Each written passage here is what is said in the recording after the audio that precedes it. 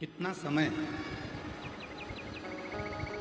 आप भगवान को दे रहे हो, कितनी उम्र आपने भगवान को दी, कितना समय आपने भगवान को दिया। जैसे कभी कभी पत्नी कह देती है कि तुम हमको समय नहीं देते,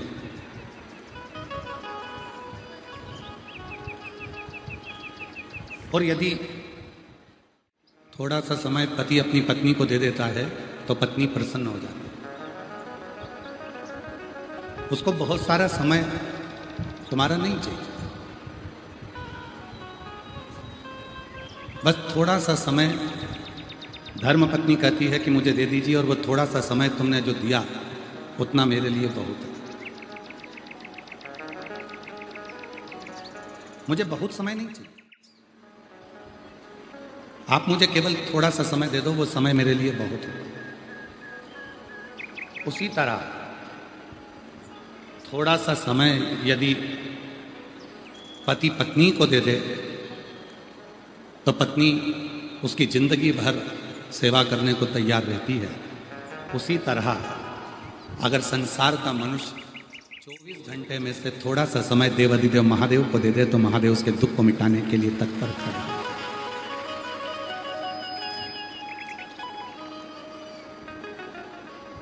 बहुत नहीं मांग रहा, मेरा देवाधिदेव महादेव आपसे बहुत सारा नहीं मांग रहा।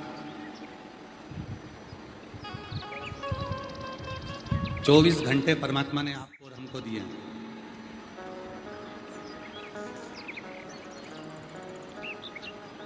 चौबीस घंटे में से अगर आप भगवान को 12 घंटे नहीं दे सकते तो मत दो, 6 घंटे भी मत दो, मत करो 3 घंटा भजन आप। पर शास्त्र कहता है 24 घंटे में से 3 घंटा भजन करो, 3 घंटा नहीं कर सकते तो 1.5 घंटा करो, 1.5 घंटा नहीं कर सकते तो 1 घंटा करो, 1 घंटा भजन नहीं कर सकते तो कम से कम आधा घंटा करो, आधा घंटा नहीं कर सकते तो 15 मिनट करो, 15 मिनट नहीं कर सकते तो 5 मिनट करो, और 5 मिनट भजन नहीं कर सकते तो 1 मिनट करो, और 1 मिनट भी नहीं कर सकते तो चुल्लू भर पानी में डूब मरो।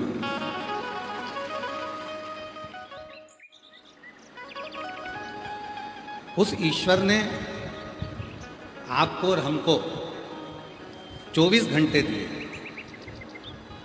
और हम जानते हैं कि कोई भी 24 घंटा भगवान का भजन नहीं कर सकता। हम बोल भी देंगे ना तो तुम लोग 24 घंटा भगवान का भजन नहीं करोगे,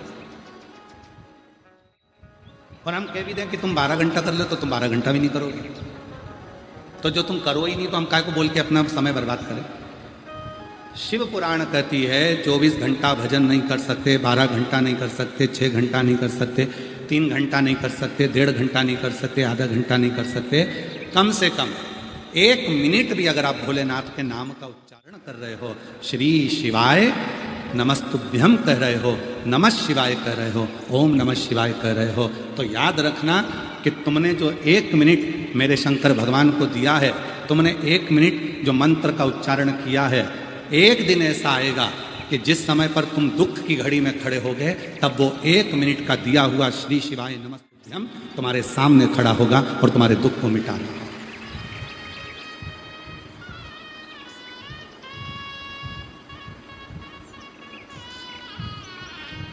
1 मिनट का भजन, 1 मिनट का स्मरण तुम्हारे जीवन को सुखी कर दे, आनंदित कर दे। कितना समय आप परमात्मा को दिए हो?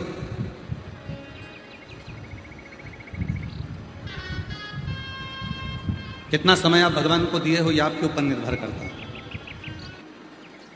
कितना समय आप ईश्वर को दिए हो, यह आपके ऊपर निर्भर करता है। एक बहुत अच्छी बात आती है, एक संत अपनी शिष्या के घर पहुंचे, भजन करते करते संत शिष्या के घर पहुंच गए। सास ने प्रणाम किया, ससुर ने प्रणाम किया, पति ने प्रणाम किया, शिष्या ने प्रणाम किया, बहू ने। शिष्या जब आई, बहू जब आई तो बहू से पूछा, बेटा तेरे ससुर की उम्र कितनी है? शिष्या ने कहा, मेरे ससुर की उम्र 15 साल है।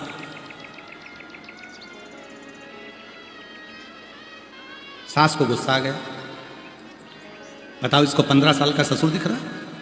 पागल हो गई है, अपने गुरुजी के सामने झूठ बोल रही है। फिर पूछा तेरी सास की उम्र कितनी है? तो कहा 8 साल। सास को और गुस्सा आ गया, बताओ मैं इसको 8 साल की दिख रही? बोलना चाहिए 60 का, बोल रही है 8 का। फिर कहा तुम्हारे पति की उम्र कितनी है? तो कहा कल ही पैदा हुआ है। और तुम्हारी उम्र कितनी है? कहा 48 वर्ष मेरी उम्र है। सास कहती है कि महाराज मेरी बहू पक्की झुटेली है, झूठ बोल रही है। बताओ मैं इसको 8 साल की दिखती हूँ, ससुर 15 साल का दिखता है, पति कल पैदा हुआ, तो शादी किसके साथ हुई? केवल इसने अपनी उम्र सही बताई है, बाकी के सारी उम्र गलत बताई है। इतने में संत ने कहा माँ मैं तुम्हारी बहू से तुम्हारी उम्र नहीं पूछ रहा था, मैं तुम्हारी बहू से तुम्हारे शिवालय जाने का, शिव पुराण सुनने का, कथा में जाने का पूछ रहा था कि तुम सत्संग में, भजन में, कथा में कितने सालों से लगी हो। ससुर 15 साल से भजन में लगा है, भले उसकी उम्र 75 साल है, पर सही उम्र तो 15 साल है जो भगवान की भक्ति में लगाई है। तुम्हारी उम्र भले 60 साल है, और तुम्हारी सही उम्र 8 साल है कि तुम 8 साल से शिव पुराण की कथा सुन रहे हो, तुम 8 साल से शिवालय जा रहे हो, तुम 8 साल से भगवान का भजन कर रहे हो, तुम 8 साल से भगवान की भक्ति में डूबे हो, तुम 8 साल से भगवान के नाम ले रहे हो, तुम 8 साल से नमः शिवाय कर रहे हो, तुम 8 साल से 1 लोटा जल चढ़ा रहे हो, तो तुम्हारी सही उम्र भले 60 की हो, पर सही उम्र 8 की है। और पति से रोज कहती थी दूधनाल में कथा चल रही है, चलो कथा सुनने चलो। रोज कहती थी मंदिर चलो, शिवालय चलो, कभी नहीं गए। तीरथ चलो, कभी नहीं गए। बस कल ही कथा में दूधनाल आए हैं, मतलब मेरे पति का जन्म कल ही हुआ है। इतने साल तो व्यर्थ ही। और मैं 48 वर्ष की, बचपन में भी भजन करती थी, युवानी में भी करी, आज मैं अपने ससुराल में भी भजन कर रही हूं जो मायके में मैंने किया। कर्म कितना तुमने शिव का भजन किया, कितना तुमने भगवान की भक्ति करी, कितनी उम्र तुमने भगवान के भजन में लगाया, सबसे ज्यादा जरूरी वही है। बाकी का समय तो तुमने जो निकाला कमाने में, परिवार में, कुटुंब में, कबीले में, ये सब गिनती में नहीं आया। गिनती में तो वही आया जो तुमने परमात्मा के लिए लगाया। और याद रखना मेरी जीजियों, मेरे धाराशिव जिले की मेरी जीजियों, मेरे दूधनाल की जीजियों, उमरगा की जीजियों, मेरे जीजाओं, मेरी बेटियों, मेरे बेटाओं, मेरे बुजुर्ग माँ बाप, याद रखना तुमने जितना समय भगवान को दिया है, तुम्हारी अंतिम श्वास के समय पर तुम्हारे परिवार वाले डॉक्टर से कहेंगे ये पैसा रख लो, पर हमारे पति की, हमारे पत्नी की, हमारे बच्चे की, हमारे ससुर की, सास की थोड़ी सी और जी ले, थोड़ा प्राण और मिल जाए, थोड़ा और जी लें, ऐसा कुछ कर दो।